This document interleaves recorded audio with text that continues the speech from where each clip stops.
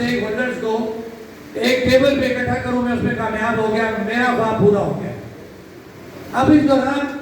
ہمیں کافی پریشانیاں دیکھنے میں آئی،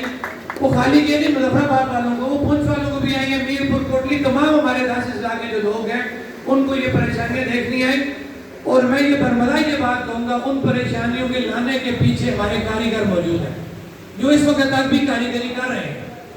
اور میں ابھی بھی یہ بات کہوں گا کہ اگر اللہ نے یہ چاہا میرے منہ میں سے وہ بات، اگر اس نے اجازت دی تو نکلے گی، اجازت نہ دی تو بات نہیں نکل سکتی، موت آ جائے گی۔ اس پہ سب کا ایمان ہونا چاہیے۔ اور میں بار بار اگر کا لفظ اسی لیے استعمال کر رہا تھا کہ مجھے پتا تھا کہ یہ جو کام ہم نے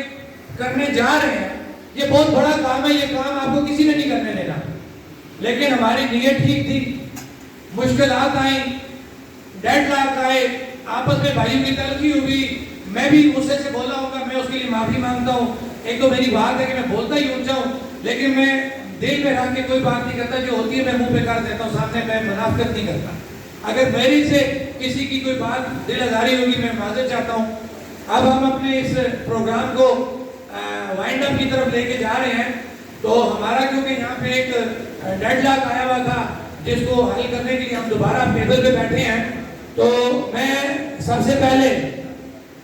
میں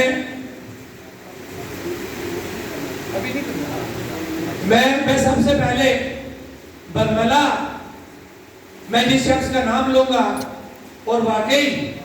آپ مانے نہ مانے میں وہ کھل کے یہ بات کرتا ہوں، میں کھڑا ہی ہو کے یہ بات کرتا ہوں کہ اس حال میں بیٹھے میرے بھائی اس بات کو مانے نہ مانے، میں حلفاً یہ بات کرتا ہوں لا الہ الا اللہ محمد رسول اللہ۔ آج تک جب سے اس